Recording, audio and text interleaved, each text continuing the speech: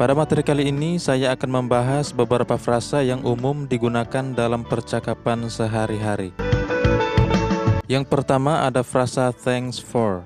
Kita menggunakan atau mengatakan thanks for untuk menyatakan rasa terima kasih kepada seseorang.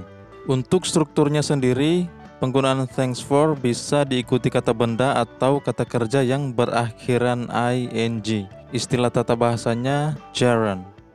Kita langsung ke contoh-contoh kalimat. Thanks for the ride. Makasih atas tumpangannya. Thanks for your help. Makasih atas bantuannya atau makasih atas bantuanmu. Thanks for the invitation. Makasih atas undangannya. Thanks for correcting me. Terima kasih sudah mengoreksi saya. Atau bisa juga kita gunakan thanks for the correction. Makasih atas koreksinya.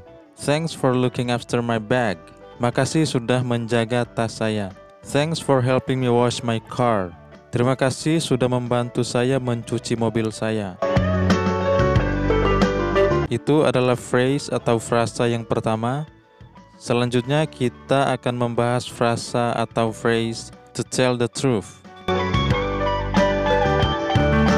Sebagai penjelasannya, ungkapan to tell the truth digunakan ketika kita ingin mengatakan sesuatu dengan jujur atau ketika kita mau mengakui sesuatu secara jujur. Ini biasanya digunakan di awal suatu ungkapan. Kita ke contoh-contoh kalimat. To tell the truth, I don't like this movie. Sejujurnya saya tidak suka film ini. To tell the truth, I was the one who broke the window. Jujur saja sayalah orang yang memecahkan jendela itu atau kaca jendela itu. To tell the truth, I don't really care about it. Sejujurnya saya tidak terlalu peduli dengan hal itu. To tell the truth, I have fallen in love with her. Sejujurnya saya telah jatuh cinta padanya. To tell the truth, I haven't seen her in a long time. Sejujurnya saya sudah lama tidak melihat dia. Bisa juga kita gunakan for a long time. To tell the truth, I'm not really into math. Sejujurnya saya tidak terlalu suka dengan matematika. Sebagai catatan, penggunaan not really into pada contoh terakhir ini bermakna tidak tertarik atau tidak menyukai sesuatu. Dan selain not really into, kita juga bisa menggunakan not really interested in. To tell the truth, I'm not really interested in math. Ya, kurang lebih sama saja secara makna. Dan satu lagi, sebetulnya kita bisa menambahkan pronoun you setelah to tell. Jadi kita bisa gunakan to tell you the truth, I don't really like this movie. Begitu juga dengan contoh-contoh lainnya, kita bisa gunakan to tell you the truth. Frasa selanjutnya yang akan kita bahas, keep away from. Keep away from. Penjelasan sederhananya, jika kita keep away from something atau someone, itu artinya kita menghindari atau menjaga diri kita agar tidak mendekati sesuatu atau seseorang itu. Contoh kalimat, you've got to keep away from that place, it's dangerous. Kamu harus menjauh dari tempat itu atau tempat itu berbahaya.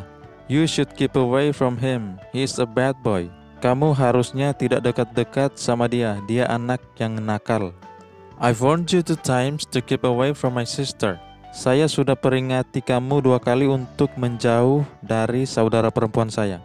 Just keep away from me, I'm not good enough for you. Menjauh saja dari saya tidak cukup baik buat kamu. Keep away from that dog, it could bite you. Menjauh dari anjing itu bisa saja menggigitmu. Dalam kalimat it could bite you, kata it di situ merupakan pronoun, kata ganti dari kata benda dog.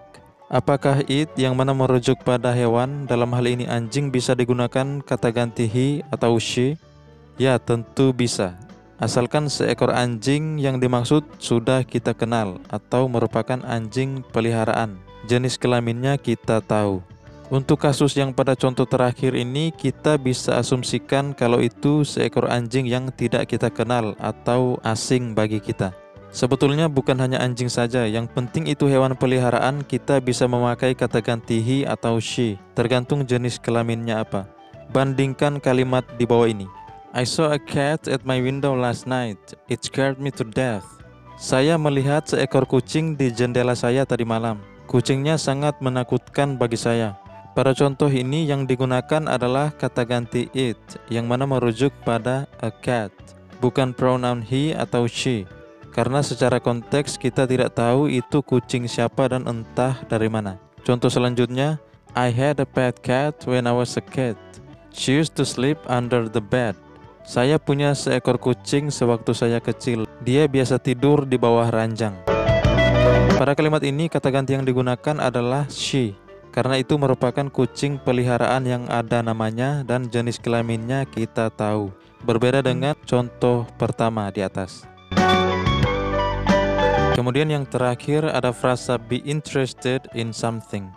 Frasa be interested in something artinya merasa tertarik atau ingin tahu lebih banyak akan sesuatu, dan biasanya karena hal tersebut merupakan sesuatu yang menyenangkan atau menyenangkan untuk dinikmati. Jadi misalkan saya mengatakan I'm interested in English, itu artinya saya memiliki ketertarikan dengan bahasa Inggris, entah itu tata bahasanya, cara-cara pengucapannya, dan lain sebagainya. Selanjutnya kita akan melihat berbagai contoh kalimat dengan penggunaan frasa be interested in. Secara struktur kita bisa gunakan be plus interested in plus something, atau be plus interested in plus verb ing plus something. Perlu diingat penggunaan be di sini sudah mencakup bentuk past dan juga present, yaitu am, is, are, was, dan were. Jadi kita tinggal menyesuaikan saja dengan subjek yang kita gunakan dalam kalimat. Sekarang kita masuk pada contoh-contoh kalimat. My friend Brandon is very interested in history. Teman saya Brandon sangat tertarik atau menyukai sejarah. I'm always interested in music. I love making music. Saya selalu tertarik dengan musik. Saya senang membuat musik. Is she interested in science? Apakah dia tertarik dengan sains? Are you interested in sports? Apakah kamu tertarik dengan olahraga? They are only interested in making money. Mereka hanya tertarik dalam hal mencari uang. I think he wasn't interested in coming along with us.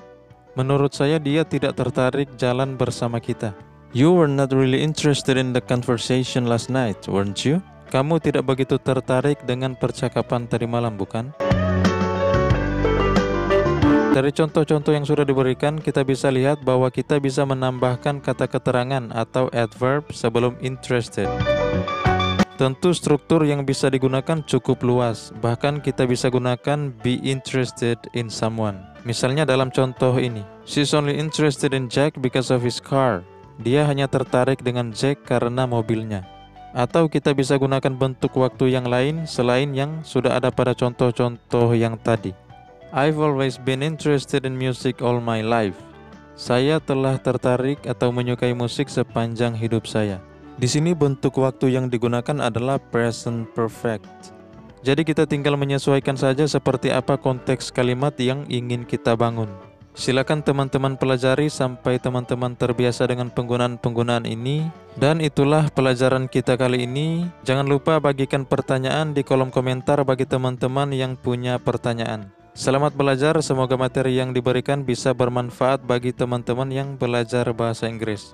Sampai jumpa lagi pada materi lainnya. Thank you.